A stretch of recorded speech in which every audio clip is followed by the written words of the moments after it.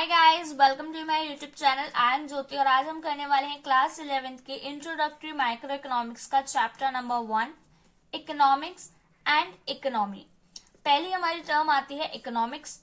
Economics is a science of human behaviour concerned with the allocation of scarce means in such a manner that consumers can maximize their satisfaction, producers can maximize their profit, and the society can maximize its social welfare.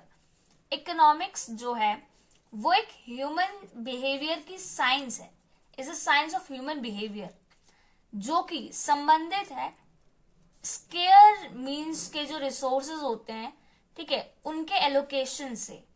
अब उनके allocation से कैसे, ठीक है, इन such a manner कि consumers का जो maximise मतलब जो सेटिस्फैक्शन है उसको मैक्सिमाइज कर सके, प्रोड्यूसर्स के प्रॉफिट को मैक्सिमाइज कर सके और सोसाइटी के सोशल वेलफेयर को मैक्सिमाइज कर सके। ओके, नेक्स्ट हमारा टर्म आता है scarcity. It is a situation when demand for resources exceeds its supply. ये वो सिचुएशन है जब डिमांड, जो रिसोर्सेज की जो डिमांड है वो एक्सीड कर जाती है सप्लाई को, यानी कि एस जो है कम रह जाता है और डिमांड जो है ज्यादा हो जाती है। ठीक है, नेक्स्ट हमारी टर्म आती है scarcity of resources. Scarcity of resources means shortage of resources as compare to its demand.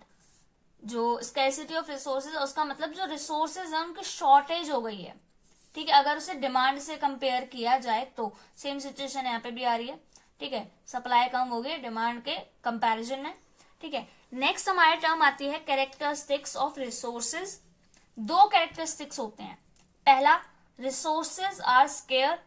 Resources जो है स्केयर है बहुत ही ज्यादा। सेकेंड है रिसोर्सेज हैव अल्टरनेटिव यूज। ठीक है, अब कोई रिसोर्स अगर स्केयर है तो उसका आपके पास अल्टरनेटिव यूज है। एग्जाम्पल, अगर टी के रेट जो है, टी के प्राइसेस जो है मार्केट में इंक्रीज हो गए तो आपके पास क्या है इसका अल्टरनेटिव, कॉफी, तो आप कॉफी पी सकते हो। ठीक है, तो वही है रिसोर्सेज का जो है अल्टरनेटिव यूजेस हैं। ठीक है, नेक्स्ट हमारा choice. It refers to the process of selection from available limited alternatives. आपके पास जो अल्टरनेटिव्स अवेलेबल हैं, ठीक है, जो लिमिटेड अल्टरनेटिव्स अवेलेबल हैं उसमें से किसी एक अल्टरनेटिव का सिलेक्शन, इसी प्रोसेस को कहते हैं चॉइस।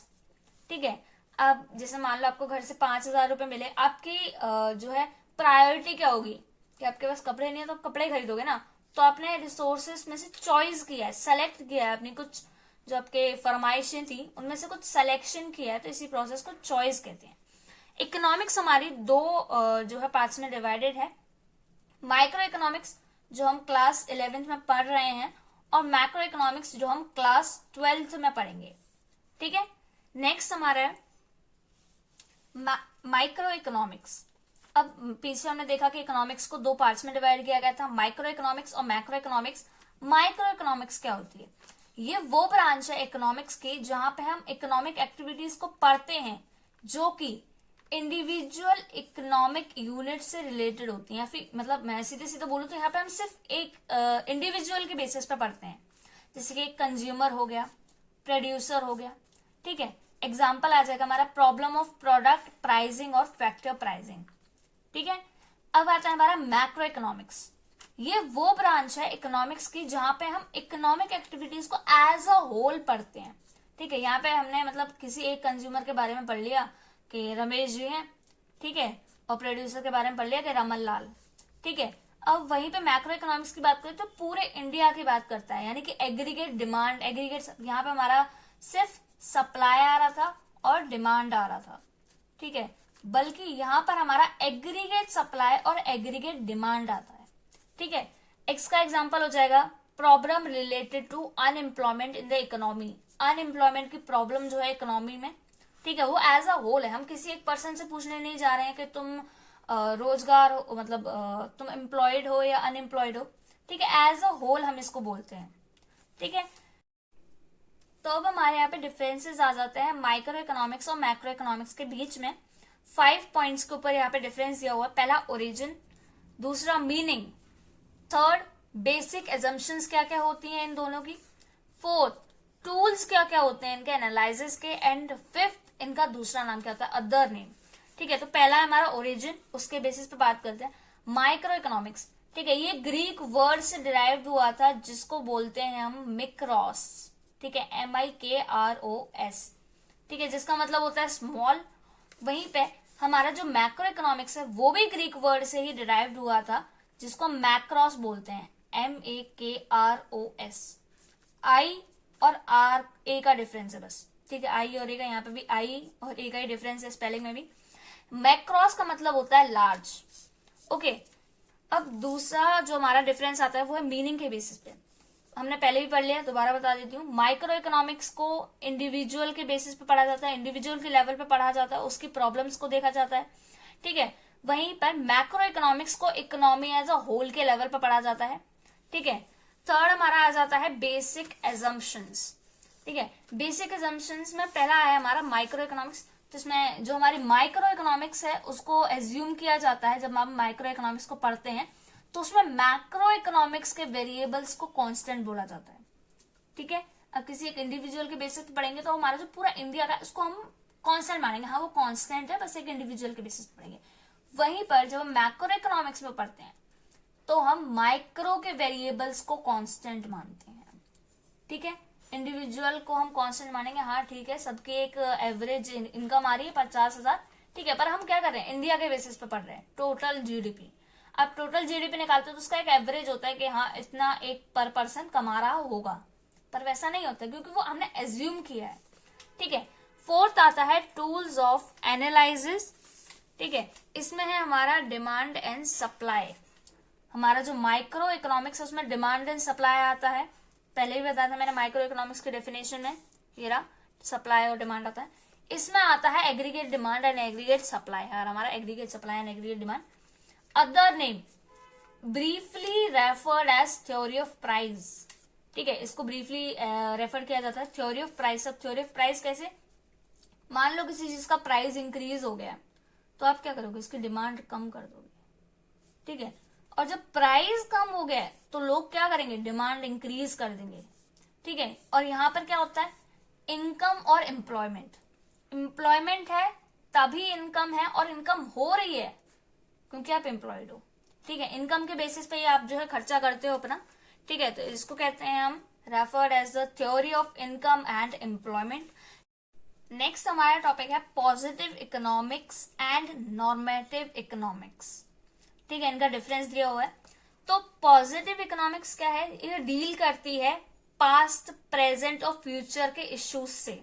ठीक है, पास्ट प्रेजेंट फ्यूचर से जो रिलेटेड इश्यूज होते हैं उनको डील करती है ये।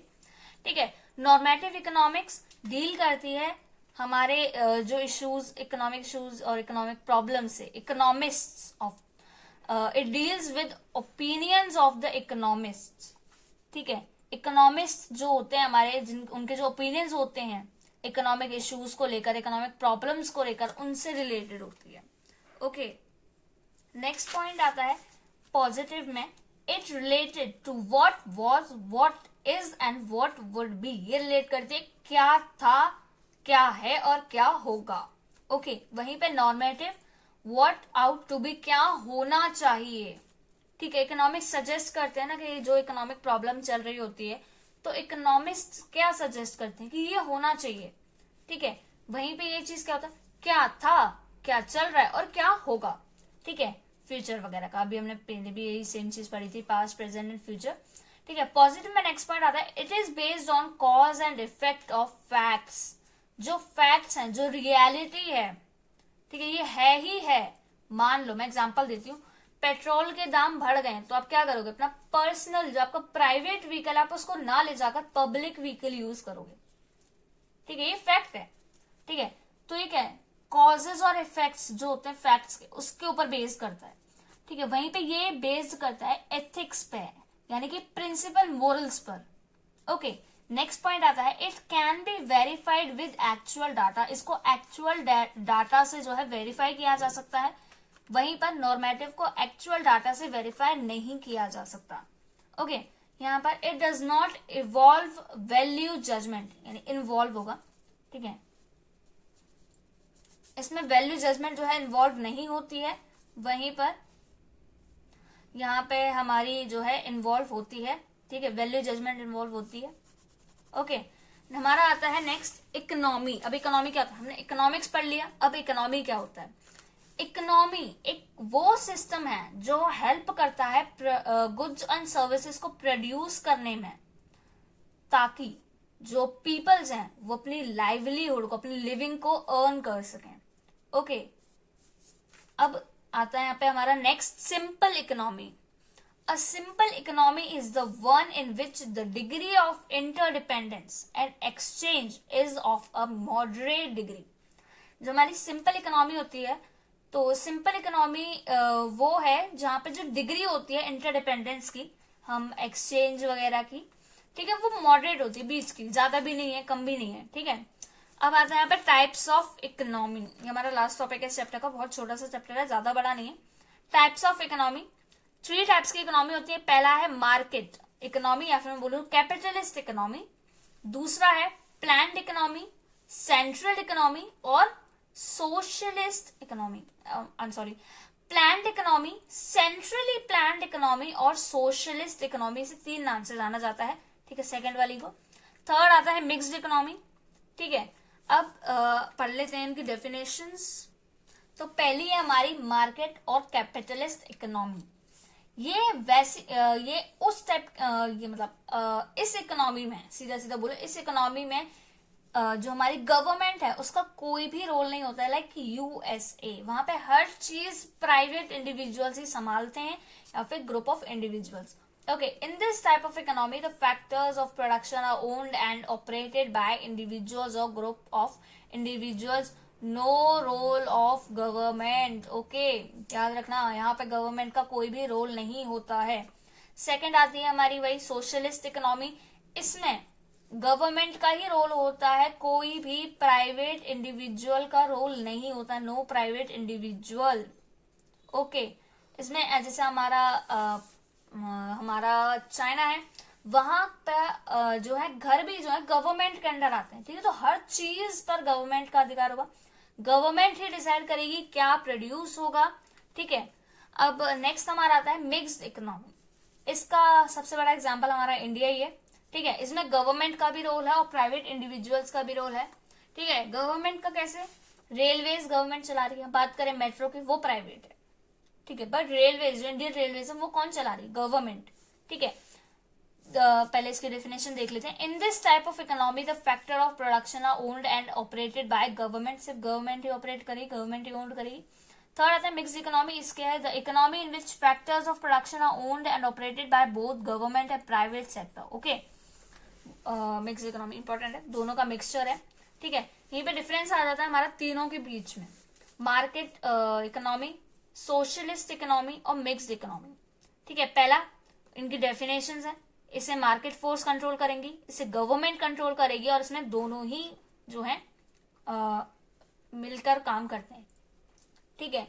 There are the economies where the economic activities are controlled by the market forces, ठीक है। मार्केट फोर्सेस के द्वारा ही इकोनॉमी जो है उसे कंट्रोल किया जाएगा। इसमें there are the economies where the economic activities, production, consumption, investment, exchange are firmly controlled by the government or some central authority.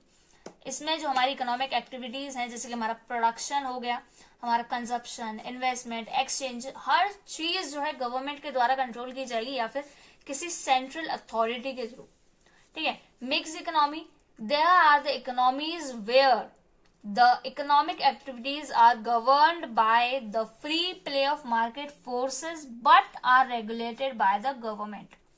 यहाँ पर इकोनॉमिक एक्टिविटीज जो है वो जो है free play of market forces के द्वारा गवर्न करी जाएंगी। मतलब कोई भी फ्री है, कोई भी अपना जो है प्रोडक्ट लाके बेच सकता है, उसकी मर्जी है वो क्या बनाना चाहता है, ठीक है। पर जो है गवर्नमेंट के द्वारा रेगुलेटेड होंगे। अब गवर्नमेंट क्या करती है, कोई भी मेट्रो है वो भी चल रही, तो उसका भी ये है कि अगर आप इतना ले रहे हो तो आप इतना, इससे ज्यादा नहीं लोगे, ठीक है। उसमें भी गवर्नमेंट के कुछ रेस्ट्रिक्शंस हैं। जब पार्टनरशिप होती है गवर्नमेंट और प्राइवेट इंडिविजुअल्स की, तो उसमें 49% हमारा गवर्नमेंट का होता है, ठीक है, मतलब जब गवर्नमेंट अपने कैपिटल्स को जो है बेचती है, ठीक है, तो मतलब ठीक है, तो उसमें बाकी 51 जो होता है वो प्राइवेट का होता है, ठीक है, जब इन दोनों की हिस्सेदारी होती है, यानी कि दोनों मिलकर जब काम करते हैं। सेकंड आता है हमारा, economic decisions are driven by the motive of profit maximisation. Obvious है, प्राइवेट इंडिविजुअल्स काम कर रहे हैं, गवर्नमेंट का कोई मतलब नहीं है। अगर मैं भी मार्केट में जाऊंगा तो मेरे को भी चाहिए, अभी मेरे को पैसा चाहिए, प्रॉफिट मैक्सिमाइजेशन होना चाहिए, ठीक है। सोशलिस्ट में क्या है, सोशल वेलफेयर, गवर्नमेंट है, गवर्नमेंट का यार हमारे ही है लोग, ठीक है, तो क्या है सोशल वेलफेयर, वहां पे इतना महंगा महंगा कुछ नहीं होता, मतलब महंगा होता है बट मतलब वो एक फ्री प्ले नहीं होता है वहां पे, ठीक है। गवर्नमेंट डिसाइड करेगी, सोशल वेलफेयर का मोटिव होगा। अब मिक्स इकोनॉमी में क्या होता है, जो इकोनॉमिक डिसीजंस हैं are driven by the motive of both profit maximisation and social welfare. Profit maximisation और सोशल वेलफेयर दोनों को ही ध्यान में रख के जो है डिसीजंस लिए जाएंगे इकोनॉमिक, मतलब मिक्स इकोनॉमी में, ठीक है। नेक्स्ट आता है हमारा कैपिटलिज्म का नेक्स्ट पॉइंट है, the consumer is sovereign, the consumers buy goods according to his choice. जो कंज्यूमर्स हैं वो फ्री हैं, वो अपने अकॉर्डिंग जो है गुड्स को खरीद सकते हैं। वहीं पर सोशलिज्म है, the consumers is not sovereign, consumer sovereign नहीं है, जो सेंट्रल अथॉरिटी है वो डिसाइड करेगी क्या गुड्स जो है प्रोड्यूस होंगे पीपल्स के लिए, ठीक है। मिक्स्ड इकोनॉमी में कंज्यूमर्स जो है सोवरेन होते हैं, हाउएवर पीडीएस भी होता है, पब्लिक डिस्ट्रीब्यूशन सिस्टम, ये इंश्योर करता है सप्लाई इसेंशियल गुड्स की कंज्यूमर्स को। यहाँ पे सोवरेन है, ठीक है, जो लोग प्राइवेट जो है बाहर से खरीदना चाहते हैं, ठीक है, मैं गवर्नमेंट से कोई हेल्प नहीं लेना चाहता, मैं प्राइवेट हॉस्पिटल में दिखाना चाहता हूँ, मेरी मर्जी है, ठीक है। वहीं पर अगर हम राशन वगैरह की बात करें तो PDS public distribution system, government क्या कर रही है, उनको दे रही है, ठीक है, सोशल वेलफेयर कर रही है, इसेंशियल गुड्स को जो है सप्लाई करके कंज्यूमर्स को, ठीक है, पीडीएस के थ्रू, पीडीएस सिस्टम के थ्रू करती है, ठीक है। नेक्स्ट हमारा पॉइंट आता है, मोस्ट रिसोर्सेज आर कंट्रोल्ड और owned by the people, the market determines the prices of goods and services. इसमें मोस्टली जो रिसोर्सेज होती हैं वो कंट्रोल की जाती है पीपल्स के द्वारा। तो जो मार्केट प्राइजेस होते हैं, डिटरमाइंस द प्राइजेस, तो मार्केट जो है वो प्राइजेस को डिटरमाइन करता है गुड्स एंड सर्विसेज के, ठीक है, वो फ्री है, वो कितना प्राइस रखना चाहता है। नेक्स्ट इसमें सोशलिज्म में हमारा आता है, मोस्ट रिसोर्सेज आर कंट्रोल्ड और owned by the government, the government decides of at what price the goods are to be sold in the market. इसमें सारे रिसोर्सेज जो है गवर्नमेंट के कंट्रोल में होते हैं, तो गवर्नमेंट डिसाइड करती है कि किस प्राइस पर गुड्स एंड सर्विसेज को सोल्ड किया जाएगा मार्केट में। वहीं पर मिक्स इकोनॉमी में resources are controlled by both of control both by the government and by the people, prices are determined by the market but the government regulates the price of essential goods. हमारे यहाँ पे जो resources हैं उनके prices को government और public दोनों के द्वारा ही जो है डिटरमाइन किया जाता है, ठीक है। प्राइसेस जो है मार्केट की उन्हें public determine by the market, ठीक है, प्राइसेस जो है वो मार्केट डिटरमाइन कर लेगा, बट जो गवर्नमेंट है वो रेगुलेट करती है कुछ इसेंशियल गुड्स के प्राइसेस को, ठीक है, कुछ इसेंशियल गुड्स के जो प्राइसेस हैं उनको गवर्नमेंट रेगुलेट करती है। इसमें लास्ट हमारा पॉइंट आ जाता है, private sectors dominates the economic activities. Obvious है, प्राइवेट सेक्टर ही काम कर रहा है तो वही इकोनॉमिक एक्टिविटीज को डोमिनेट करता है। इसमें गवर्नमेंट का ही रोल है तो पब्लिक सेक्टर जो है डोमिनेट करती है। इसमें पब्लिक और प्राइवेट दोनों ही डोमिनेट करते हैं इकोनॉमिक एक्टिविटीज को, दोनों का ही हाथ होता है, ठीक है। नो प्राइवेट इंडिविजुअल्स, मैंने दोबारा बता दिया, ठीक है, इसमें नो गवर्नमेंट, ठीक।